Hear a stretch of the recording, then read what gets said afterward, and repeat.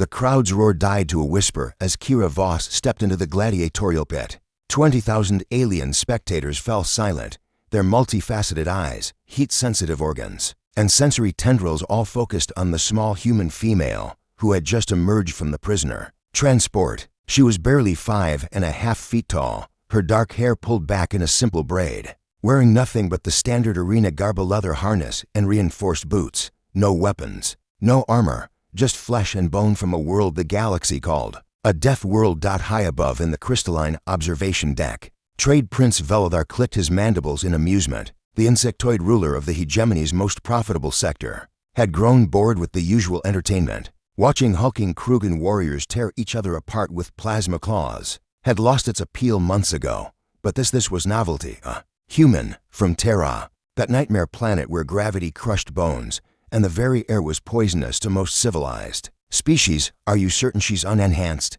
Velithar asked his aide, a nervous Quillan whose feathers rippled with anxiety. Completely natural, my lord. Standard bone density scans show typical Deathworlder physiology. No cybernetics, no genetic modifications. She's exactly what she appears, a baseline human. Velithar's compound eyes glittered, and her crime, killed 17 hegemony peacekeepers during a food riot on Kepler Station. With her bare hands, the aide's voice dropped to a whisper. They say she didn't even get winded. Across the arena floor, Kira rolled her shoulders and cracked her neck, the sound echoing off the walls despite the distance. She'd been imprisoned on this orbital gladiator station for 3 months, watching fight after fight through her cell's energy barrier. She'd studied every species, every fighting style, every weakness. The crowd wanted a show. She'd give them something they'd never forget. The arena's AI announced the rules in 17 different languages, but Kira only listened to the human translation crackling through her neural implant, a basic translator every prisoner received. Single combat.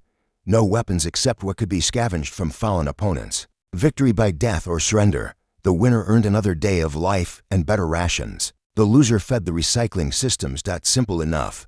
The main gate groaned open, revealing her opponent. The crowd erupted as Gorvik the Render stepped into the light. 8 feet of pure Krugan muscle, his natural chitinous armor gleaming black under the arena's harsh illumination. Razor-sharp claws extended from his forearms, each one capable of shearing through steel plating. His species had conquered 12 systems before joining the hegemony, and Gorvik himself had killed over 300 opponents in this very arena. He looked down at Kira and laughed, a sound like grinding metal that made several spectators cover their auditory organs. Little Death World insect, he rumbled in heavily accented galactic standard. I will make your death quick if you beg prettily. Kira said nothing. She simply planted her feet shoulder-width apart and raised her hands into a fighting stance that looked almost casual to the untrained eye. But she'd grown up on Terra, where children learned to fight for scraps in the ruins of old cities, where the strong survived and the weak became protein paste. Every movement was economical, purposeful, deadly. The betting pools in the stands were heavily favored toward Gorvik, odds of 50-1 against the human. Only a few spectators, mostly other Deathworlders who'd somehow earned citizenship, placed credits on the small woman who stood motionless in the arena's center. Velithar leaned forward in his throne. Begin. The energy barriers deactivated with a sharp crack. Gorvik charged immediately, all forearms spread wide to prevent escape, claws whizzing through the air. He'd used this tactic hundreds of times, overwhelm with speed and size, then dismember while the opponent was still reeling from the impact. Kira didn't flinch. She didn't dodge. She didn't even blink. Instead, she stepped forward into the charge, ducking under the sweeping claws and driving her fist upward into Gorvik's sternum. With every ounce of Deathworld-forged strength in her compact frame, the sound of the impact echoed through the arena like a gunshot. Gorvik's charge stopped dead. His eyes went wide, and for the first time in his life, he took a step backward. The crowd fell silent again, but this time it wasn't anticipation. It was shock. The little human had just staggered the Render, something no opponent had ever done. Kira cracked her knuckles and smiled. It wasn't a pleasant expression.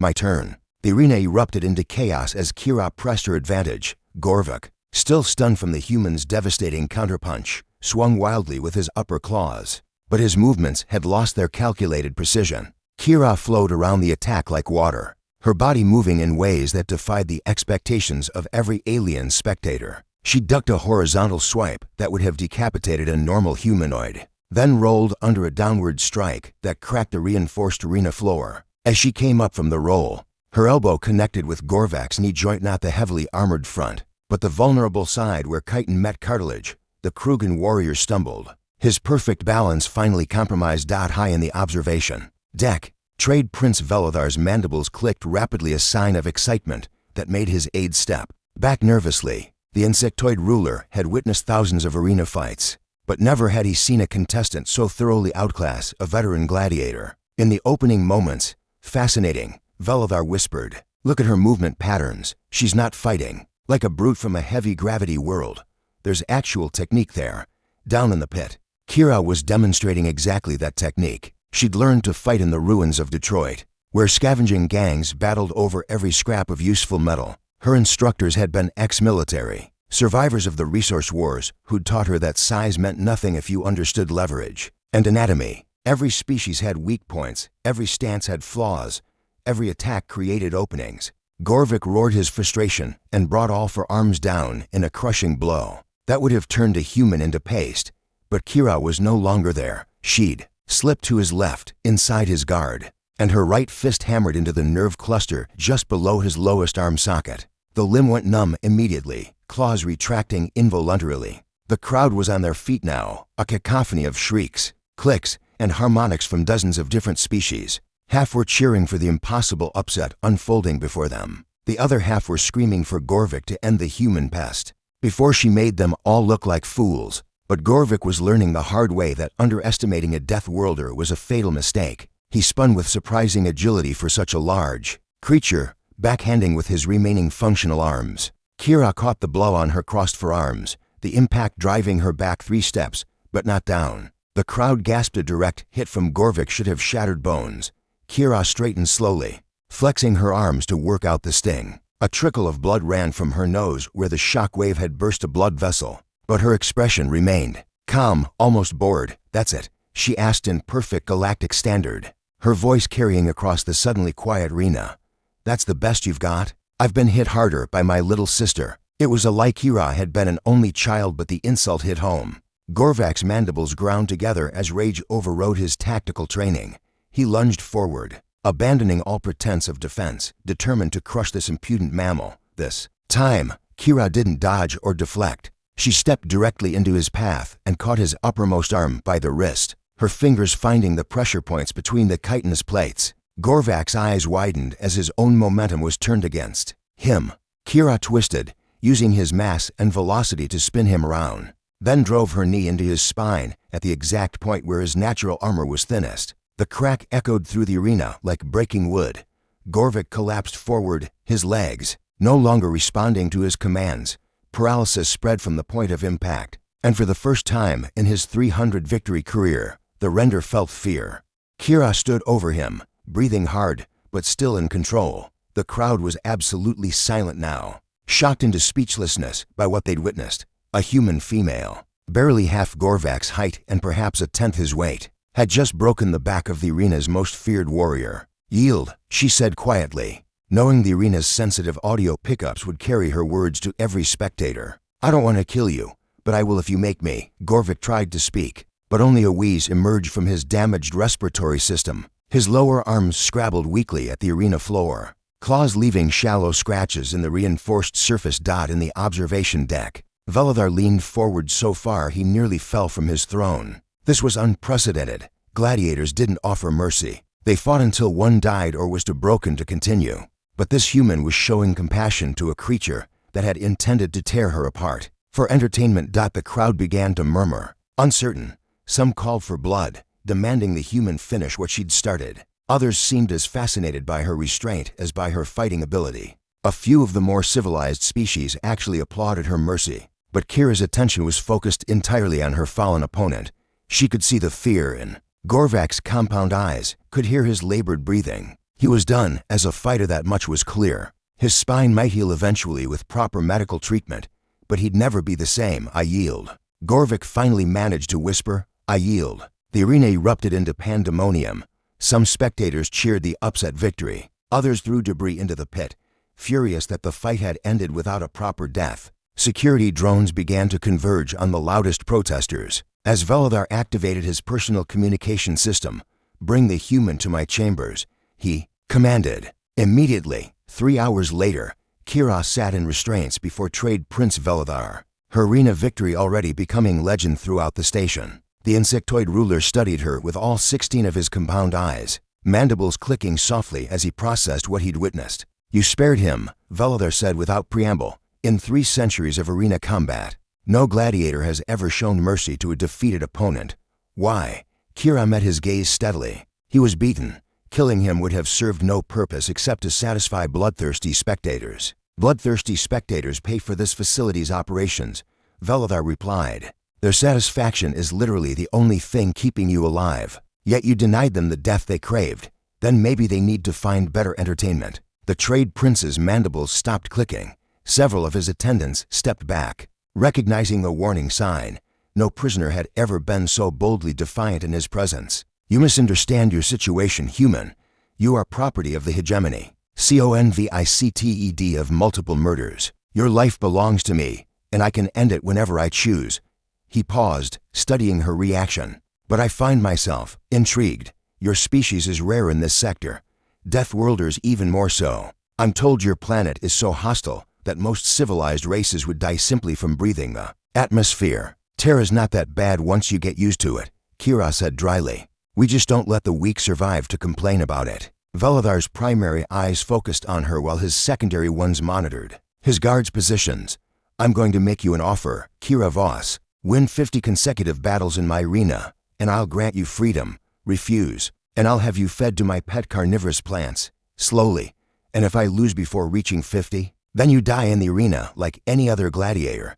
But considering what I saw today, I suspect that's unlikely." He leaned forward, his chitinous face mere inches from hers. "Of course, I can't have you showing mercy to future opponents. It sets a bad precedent. So your next fight will be against 3 opponents simultaneously, and if any of them survive, you forfeit your life regardless of whether you're still standing." Kira felt her stomach clench.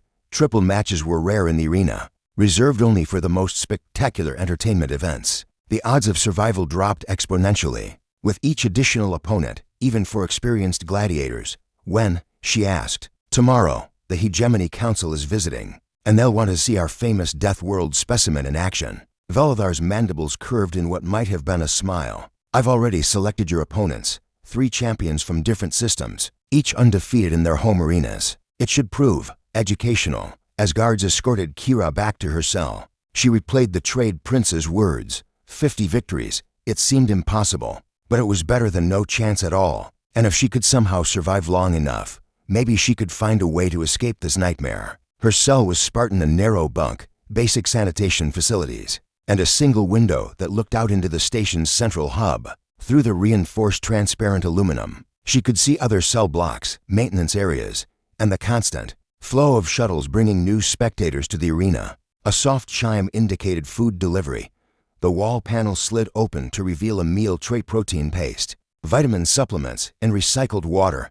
Standard prisoner rations, calculated to maintain basic health without providing any advantages. As she ate, Kira allowed herself to think about home for the first time in months. Terra, with its crushing gravity and toxic storms, the ruins of the old cities, slowly being reclaimed by humanity's survivors, her friends in the scavenging crews, working together to rebuild something from the ashes of the previous civilization. She'd left all of that behind when she joined a merchant crew, hoping to see the galaxy beyond Earth's poisoned skies. The crew had seemed legitimate licensed traders with proper documentation and clean records. It wasn't until they reached Kepler Station that she'd learned the truth. They were slavers, and she was their latest product. The food riot had started when the station authorities tried to cut rations to the indentured workers in the mining sector. Kira had watched hegemony peacekeepers use shock weapons on children too weak to work, and something inside her had snapped. When the dust settled, 17 peacekeepers were dead, and she was facing a life sentence. Now she was trapped in this floating coliseum, expected to kill for the entertainment of creatures who saw her as nothing more than a curiosity from a savage world. But they'd made one crucial mistake. They'd assumed that being from a death world only made her physically dangerous. They had no idea what kind of mind such a world produced. Kira finished her meal and settled onto her bunk, closing her eyes and entering the meditative state she'd learned in the ruins. Tomorrow would bring pain, blood, and very likely death. But if she was going to die, she'd make sure it counted for something. The station's artificial night cycle dimmed the lighting in her cell, but sleep eluded her. Through her window, she could see technicians preparing the arena for tomorrow's spectacle. New obstacles were being installed, environmental hazards that would make the fight even more challenging. A triple match against undefeated champions, with execution as the penalty for showing mercy. Veladar had designed this as her death warrant, a spectacular end to the novelty that had briefly entertained him. But Kira Voss had survived the ruins of Detroit, the radiation storms of the American wasteland, and the complete collapse of human civilization. She'd clawed her way up from nothing, learned to fight from soldiers who'd seen the worst humanity could do to itself and to others. 3 arena champions. That was just Tuesday. The arena had been transformed overnight. Gone was the simple circular pit where Kira had faced Gorvik. In its place, a multi-tiered battlefield stretched across the floor, complete with elevated platforms, energy barriers that flickered on and off in random patterns, and pools of caustic acid that bubbled ominously in the corners. The crowd was twice as large as the previous day, with temporary seating erected to accommodate the visiting Hegemony Council members. Kira emerged from the preparation chamber, her simple leather harness replaced with minimal armor-thin plates of ablative material over her torso and thighs. Still no weapons, but she'd expected that.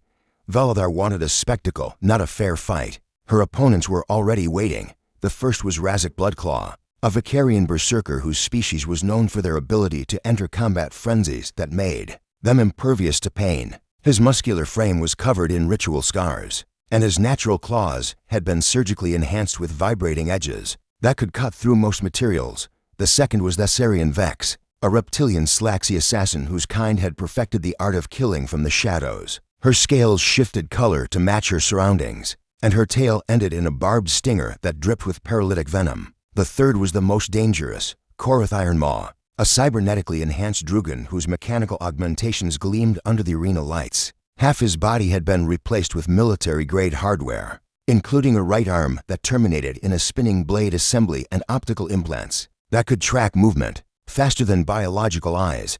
3 different fighting styles, 3 different species, 3 different ways to kill her. The crowd roared its approval as the energy barriers deactivated, but Kira was already moving. She'd spent the night analyzing what she knew about each species, identifying their strengths and weaknesses. The key to surviving this wasn't to fight them one at a time, it was to make them fight each other. Razak charged first, as she'd expected. Vicarians were proud warriors who considered strategy a form of cowardice. She led him directly toward one of the acid pools, then dove aside at the last second. His claws sparked against the reinforced barrier protecting the caustic liquid, and the impact sent him stumbling. The Sarian moved to flank her, scales shifting to match the arena's mottled floor. But Kira had been watching for the telltale shimmer. As the assassin struck, Kira twisted away and grabbed the Slaxy's tail just behind the stinger, using her momentum to fling her directly into Razak's path. The Vicarian, still recovering from his collision with the barrier, couldn't stop his backswing in time. His enhanced claws raked across the Sarian's torso, drawing a shriek of pain and rage from the reptilian warrior. "You fool," the Sarian hissed at Razak. "The human is manipulating us." But her warning came too late. Korath had already locked onto what he perceived as the greatest threat, the Vicarian berserker, who was now between him and his primary target. His blade arm whined to life, and he struck at Razak's exposed back. The arena erupted in chaos as the 3 champions began fighting each other. As much as they fought Kira, she used their confusion to her advantage, staying mobile, striking when opportunities presented themselves, then fading back into the maze of obstacles and barriers. A plasma bolt from Korath's shoulder-mounted weapon missed her by inches, instead catching the Sarian in the leg and sending the assassin tumbling from an elevated platform. Razak's claws, aimed at Kira's head, instead opened deep gashes in Korath's remaining biological arm. But Kira knew she couldn't rely on their mutual antagonism forever. Eventually, they'd recognize the threat she represented and coordinate their attacks. She needed to start eliminating them systematically. The Sarian was the obvious first. Target wounded, separated from the others, and relying on stealth tactics that were useless now that her camouflage scales were disrupted by injury. Kira stalked her across the arena floor, using the irregular lighting to mask her approach. The slacksy assassin was crouched behind a barrier, trying to treat her wounds with a medical kit from her belt. Her stinger tail moved restlessly, sampling the air for threats, but she was focused on the wrong direction. Kira dropped from an overhead platform, landing directly on the Thessarian's back. Her hands found the pressure points on either side of the reptilian's neck, and she applied force in the specific pattern she'd learned for dealing with vertebrates. There was a soft crack, and the Thessarian went limp. One down.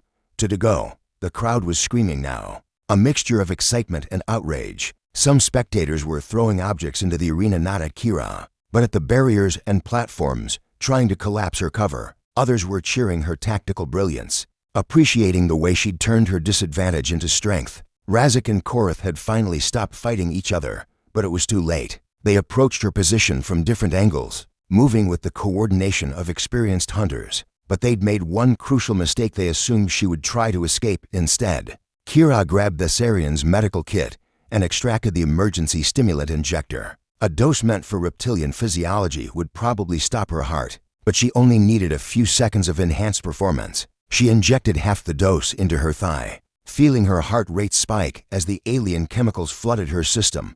Her vision sharpened, her reflexes accelerated, and pain became a distant memory. When Razak reached her position, she was ready. The stimulant hit Kira's system like liquid fire, every nerve ending screaming with hypersensitivity as her human physiology struggled to process the alien compound. Her heart hammered against her ribs at nearly 200 beats per minute, but her vision had become preternaturally sharp, tracking every movement in the arena with deadly precision. Razak rounded the barrier with his claws extended, expecting to find a cowering human. Instead, he found Kira launching herself directly at his face, moving faster than she'd moved in either of her previous fights.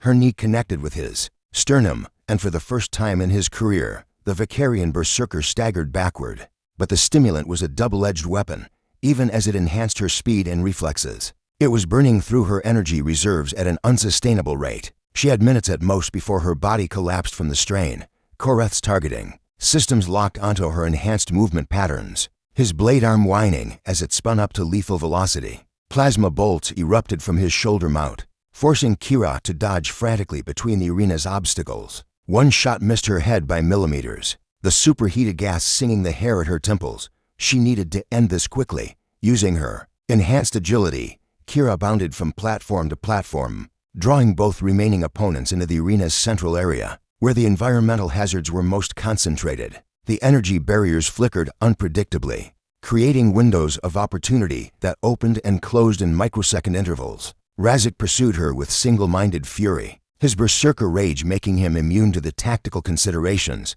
that might have saved his life. He leaped after her onto a narrow platform suspended over one of the acid pools, his enhanced claws seeking her throat. Kira waited until he was fully committed to the attack, then dropped flat against the platform. Razak's momentum carried him over her, and she grabbed his ankle as he passed, using her Deathworld enhanced strength to redirect his trajectory downward. The Vicarian warrior plunged into the caustic pool with a scream that cut through the arena's noise. Like a knife, the acid began dissolving his flesh immediately, but his enhanced physiology kept him conscious and screaming for nearly 30 seconds before shock finally claimed him. 2 down, 1 to go.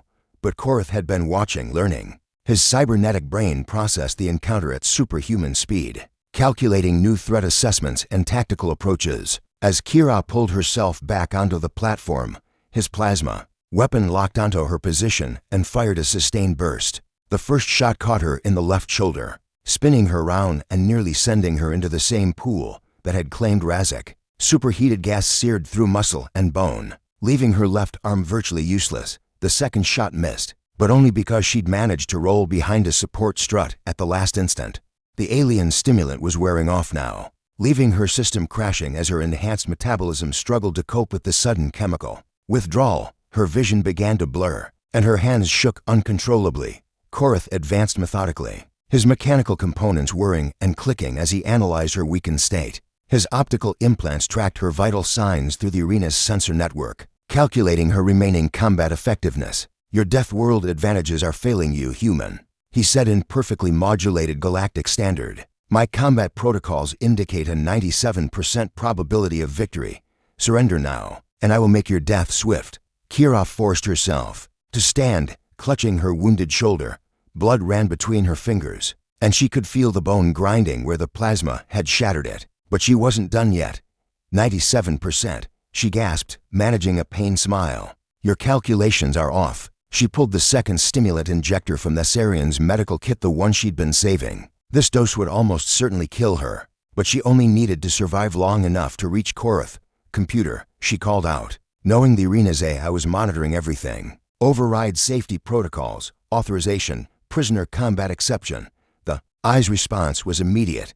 Safety protocols disengaged. Warning, continued combat may result in permanent injury or death to all participants. Kira injected the full dose directly into her carotid artery. The effect was instantaneous and terrifying. Her heart rate spiked beyond human tolerance, her blood pressure skyrocketed, and every muscle in her body began spasming as the alien compound flooded her system. But for just a few seconds, she transcended human limitations entirely. She moved, like lightning given form, crossing the distance to Korath before his targeting systems could compensate. Her right fist, driven by chemically enhanced strength and desperate fury, punched through his chest armor and into the mechanical components beneath. Sparks erupted from his systems as she grabbed handfuls of circuitry and ripped them free. His blade arm spun wildly, cutting deep gashes in her back and legs, but she didn't stop. She couldn't stop. The stimulant wouldn't let her. Korath's optical implants flickered as his power systems failed. His plasma weapon discharged one final shot, missing her by yards as his targeting matrix collapsed. He tried to speak, but his vocal synthesizer only produced static. Kira's fist found his primary processor housing and crushed it. The cybernetic warrior collapsed, his mechanical components twitching spasmodically as backup systems tried and failed to maintain basic functions. Smoke rose from his shattered chest cavity, and the arena's fire suppression systems activated automatically. 3 down. Victory. But the stimulant's price came due immediately. Kira's heart stuttered, missing beats as the alien compound overwhelmed her cardiovascular system. She collapsed beside Korath's still twitching form, her vision going gray around the edges. The crowd was on its feet, screaming approval and outrage in equal measure. They'd witnessed something unprecedented: a single human warrior defeating 3 undefeated champions through tactics, brutality, and sheer desperate courage. High in the observation deck, Trade Prince Velothar's mandibles clicked rapidly as he processed what he'd seen. The human had exceeded every projection, every calculation. She'd shown the galaxy that Deathworlders were far more dangerous than anyone had imagined. And now she was dying from her own victory. Medical drones descended into the arena as Kira's heart finally stopped.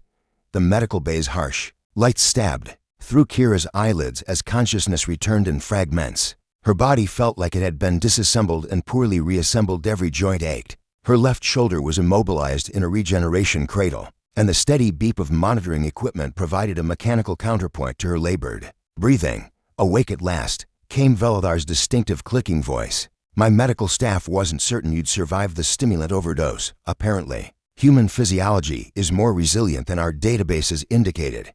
Kira turned her head slowly, wincing at the motion.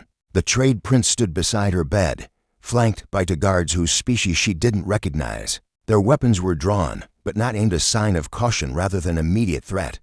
How long? She managed to croak. 3 days, during which time word of your victory has spread throughout the sector. The human death maiden, they're calling you.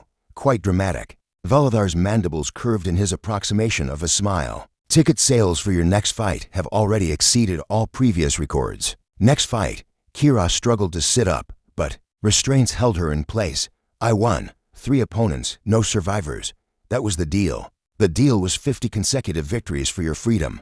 You've achieved precisely 1. Velothar moved closer, his compound eyes studying her injuries. Though I admit, your performance has forced certain adjustments to the entertainment schedule. Through the medical bay's transparent wall, Kira could see activity in the corridor beyond. Technicians wheeled equipment past at regular intervals, and she caught glimpses of construction materials heading toward the arena levels. Something major was being prepared. The Hegemony Council was quite impressed by your tactical abilities, Velothar continued. So impressed, in fact, that they've commissioned a special exhibition. 100 of the sector's finest gladiators, drawn from 12 different worlds. A battle royale the likes of which has never been attempted. Kira felt ice forming in her stomach. 100, that's not a fight, That's execution. On the contrary, it's an opportunity. Survive until only 10 remain, and I'll count it as 10 victories toward your total. Quite generous, considering the circumstances.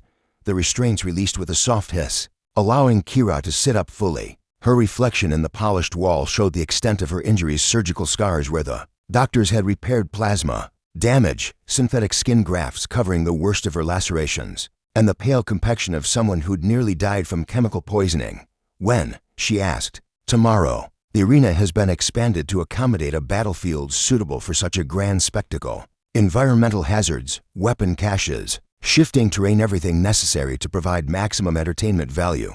Veladar paused, mandibles clicking. Thoughtfully, of course, if you'd prefer to forfeit your life now, I could arrange something less dramatic. Kira swung her legs over the side of the bed, testing her balance. Her left arm was still weak, but functional. The regeneration treatment had worked better than expected, though she suspected she'd never regain full strength in that shoulder. I'll need weapons, she said simply. Naturally, standard arena protocol scavenged equipment only, though I'm told the weapon caches contain some rather exotic items. Military surplus from various conflicts, confiscated smuggling goods, experimental prototypes that were never mass-produced. His eyes glittered with anticipation. Should prove most educational. As if summoned by their conversation, a medical technician entered carrying a tray of food and medication. The meal was more substantial than her usual prisoner rations: real protein, synthesized vegetables, even what appeared to be actual fruit. Preparation for the coming spectacle, or a condemned prisoner's last meal. Eat, Veladar commanded. You'll need your strength. The other 99 contestants have been training for this opportunity their entire lives. Many are veterans of actual wars, not merely arena combat. Others represent species specifically bred for warfare. Kira began eating methodically, her mind already working through tactical possibilities. 100 opponents meant chaos too. Many variables to predict. Too many different fighting styles and capabilities to counter individually. But chaos could be an advantage if she used it correctly. Tell me about the arena modifications, she said between bites. Veladar's mandibles curved wider, curious to the end. Very well. The fighting area has been expanded to cover the entire lower level, nearly a square kilometer. Multiple biomes to accommodate different species' environmental preferences. Urban ruins, forest terrain, desert wasteland, aquatic zones for amphibious contestants. The weapon caches are scattered throughout, though reaching them will require considerable risk. And the victory conditions: elimination. Last 10 standing when the timer expires, or when 90 contestants have been killed. Whichever comes first. He leaned closer, his breath carrying the scent of alien spices. Though I suspect you're planning something appropriately dramatic for your finale. Kira finished her meal and stood, rolling her shoulders to work out the stiffness. Her body felt foreign after 3 days of medical intervention, but her mind was sharp, focused on the impossible task ahead. I have one request, she said. Oh, how presumptuous. But I'm curious, what could a condemned prisoner possibly want? Broadcast the fight to every system in the sector. Full coverage, all networks. Let them see what a human can do when cornered. Veladar's clicking increased in tempo, excitement or amusement. She couldn't tell which. And why would I agree to such expense? Because you want to see if I can do it. Because the ratings will be astronomical. And because win or lose, it'll be the most memorable thing your arena has ever produced. Veladar studied her for a long moment, his compound eyes reflecting the medical bay's harsh lighting. Finally, his mandibles clicked in what she'd learned to recognize as approval. Very well. Full sector broadcast it is. Let the galaxy witness the final performance of the human death maiden. He turned toward the door, then paused. Tell me, Kira Voss, do you actually believe you can survive what's coming? Kira met his gaze steadily. I survived the fall of human civilization. I survived the resource wars. I survived growing up in a world where the strong eat the weak, and the weak become fertilizer. She flexed her fingers, feeling the strength returning to her damaged shoulder. 100 alien gladiators. That's just another day at the office. As the guards escorted Veladar from the medical bay, Kira was left alone with her thoughts and the growing certainty that tomorrow would either make her legend or end her story forever. Either way, she intended to make it count. The arena was calling, and she would answer with fire and blood. The roar of 50,000 spectators crashed over the expanded arena like a physical force. As Kira stepped onto the battlefield, the space had been transformed into a hellish landscape of interconnected biomes, urban ruins, giving way to dense jungle, which bordered a crystalline desert that merged with flooding aquatic zones. Weapon caches glinted like deadly jewels throughout the terrain, each one surrounded by environmental hazards designed to claim the unwary. 99 other gladiators had already taken their positions across the massive arena floor. Kira could see species she recognized and others that were completely alien, hulking reptilian Morgoths with natural armor plating, swift Silurian hunters with razor-sharp appendages, cybernetically enhanced soldiers from a dozen different conflicts, and things that defied easy classification. High above, Trade Prince Velothar's voice echoed through the arena's enhanced audio system. Citizens of the hegemony, witness history in the making. 100 of the galaxy's finest warriors, competing in the greatest battle royale ever staged. The rules are simple: survive until only 10 remain, or die trying. The countdown began, numbers flashing on displays throughout the arena in 17 different numerical systems. Kira used the final seconds to survey her immediate surroundings. She'd been placed in what appeared to be the ruins of an ancient city, complete with collapsed buildings and rubble-strewn streets, good cover, multiple escape routes, and she could see at least 3 weapon caches within reasonable distance. 10, 9, 8. She spotted her nearest threats: a pack of Vicarian berserkers similar to Razak, a squad of disciplined military cyborgs, and something that looked like a living shadow with too many teeth. 3, 2, 1, begin. The arena erupted into chaos as 100 killers launched themselves at each other with desperate fury. Energy weapons discharged in brilliant flashes. Melee combat erupted in a dozen different locations, and the first casualties began falling within seconds of the start. Kira sprinted toward the nearest weapon cache, keeping low as plasma bolts sizzled overhead. A Silurian hunter tried to intercept her, its blade-tipped limbs whizzing through the air. But she'd been expecting the ambush, her fist connected with its center of mass, enhanced by all the gravitational conditioning of her Deathworld upbringing. The alien crumpled, its exoskeleton cracking audibly. The weapon cache contained an assortment of military hardware: pulse rifles, vibroblade, grenades, and what appeared to be some kind of experimental energy weapon she didn't recognize. She grabbed a pulse rifle and as much ammunition as she could carry, then immediately rolled aside as a Morgoth warrior's claws shattered the ground where she'd been standing. 3 quick shots from the pulse rifle sent the reptilian staggering backward, its natural armor smoking from the impacts. It roared defiance and charged again, but Kira was already moving. Using the urban terrain to her advantage, she led it into a narrow alley between collapsed buildings, where its size became a disadvantage rather than an asset. The Morgoth tried to follow, but became wedged between the concrete walls. Kira put her final shots into its head, ending its struggles.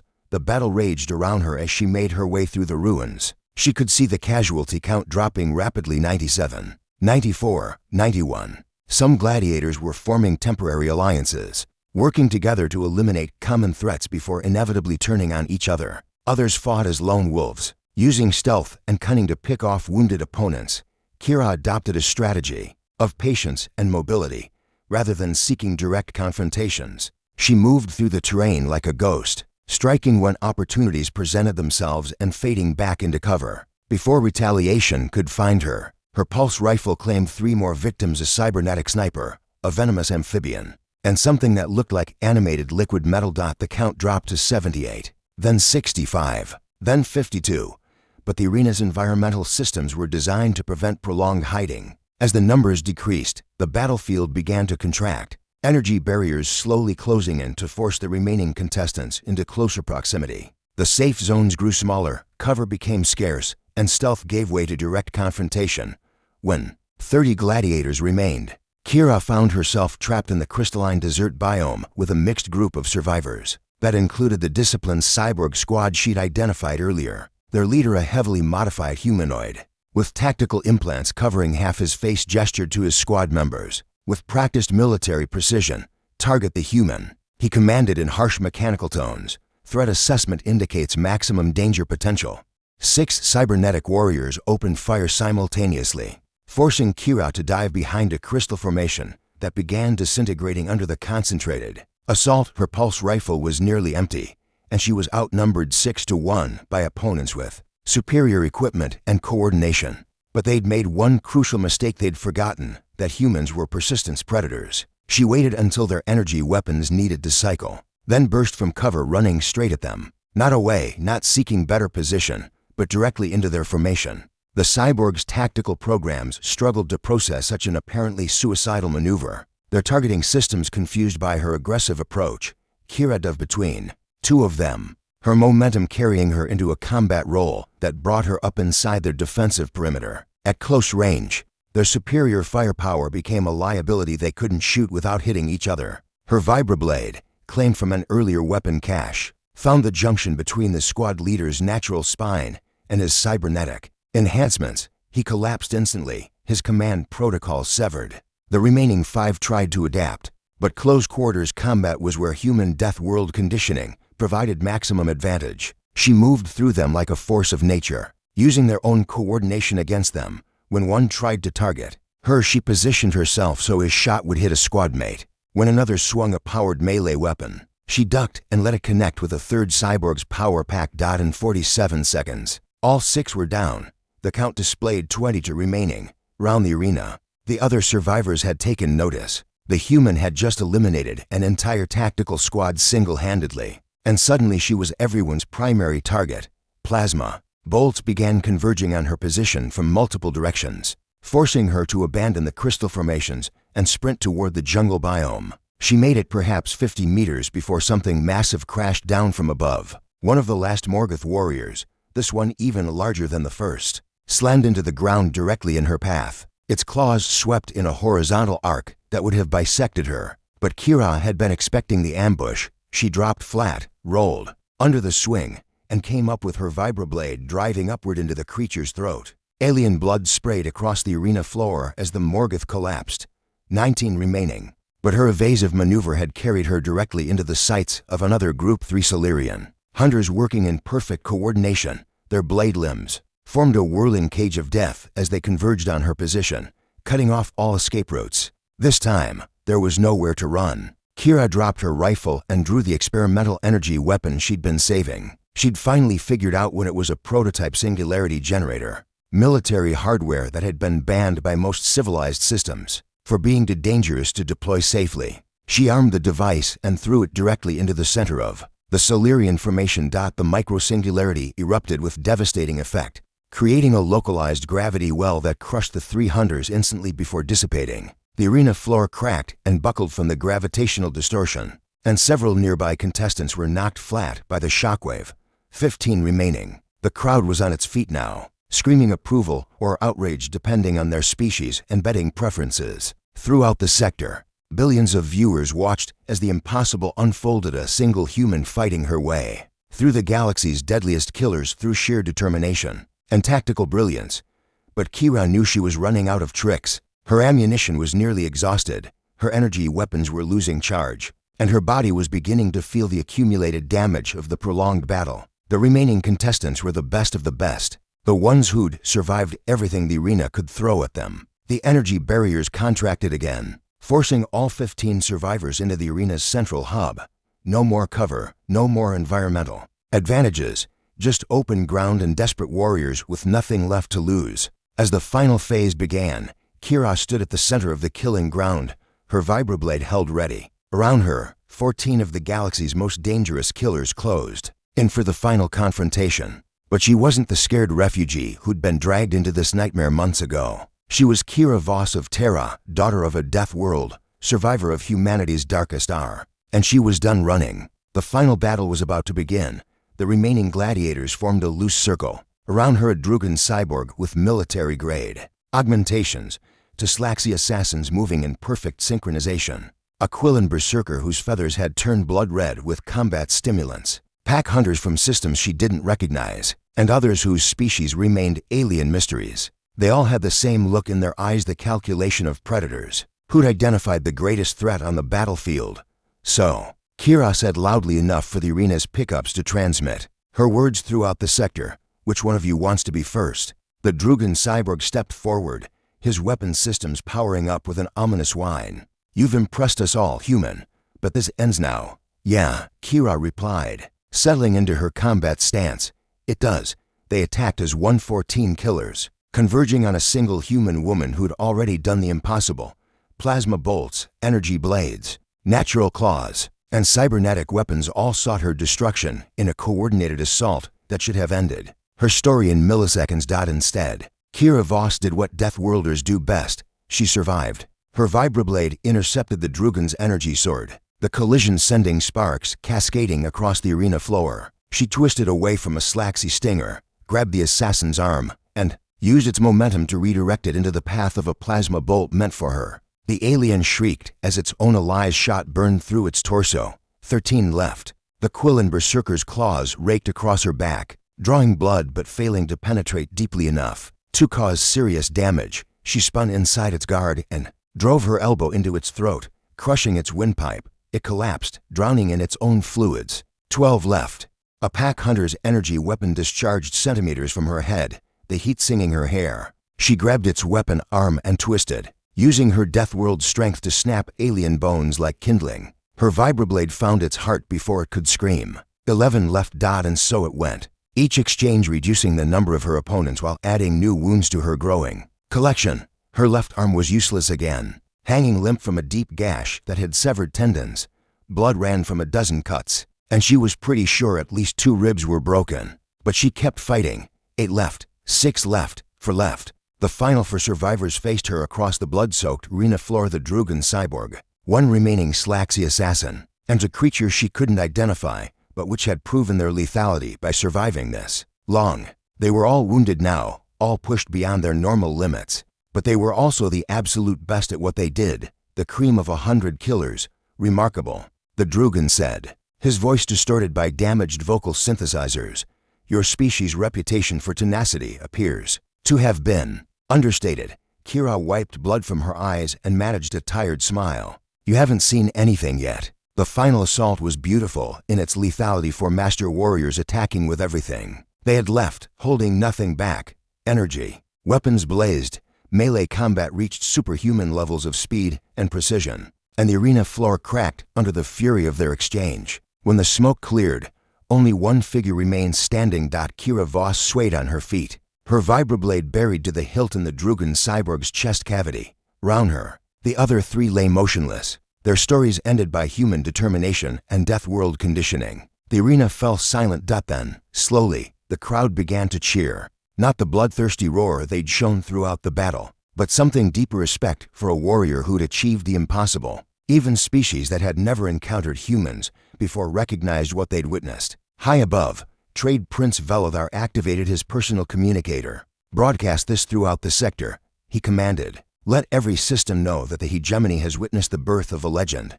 Kira dropped to 1 knee, exhaustion finally claiming her. But she was alive. She'd survived. And more importantly, she'd shown the galaxy that humans were not prey. They were predators. 6 months later, Kira stood on the observation deck of a merchant vessel bound for the Outer Rim, watching the stars wheel past the viewport. Her left arm still bore scars from the arena, and she'd never regained full strength in that shoulder. But she was free. True to his word, Velothar had honored their agreement. Her victory over 99 gladiators had been counted as 49 victories toward her total, and the subsequent fights increasingly desperate attempts by arena management to find opponents capable of challenging her had provided the 50th. But more than her freedom, she'd won something else. Throughout the sector, humans were no longer seen as curiosities from a savage world. They were recognized as apex predators, beings to be respected and feared in equal measure. The merchant captain, a grizzled Vicarian veteran, approached her position at the viewport. We'll reach the Terran colonies in 3 days, he said respectfully. I've prepared quarters for you in the VIP section. The standard passenger compartment is fine. Kira replied, I'm not looking for special treatment. With respect, Kira Voss of Terra, the captain said formally. Every human aboard this vessel travels as my honored guest. Your species has earned that much. Through the viewport, she could see other ships in the traffic pattern, vessels from dozens of different worlds, all going about their business in the vast machinery of galactic commerce. But now when they encountered human crews or passengers, there was a new dynamic at work. Fear, respect, caution. It was a start. Kira touched the scars on her shoulder and allowed herself a small smile. She'd set out to see the galaxy beyond Earth's poison skies, and she'd certainly done that. But more importantly, she'd shown that galaxy what humans were capable of when pushed to their limits. The stars called to her, full of possibility and promise. Somewhere out there were other humans like her, refugees and outcasts, traitors and travelers, all trying to make their way in a universe that had never quite known what to do with Deathworlders. Now it did. And that knowledge would change everything.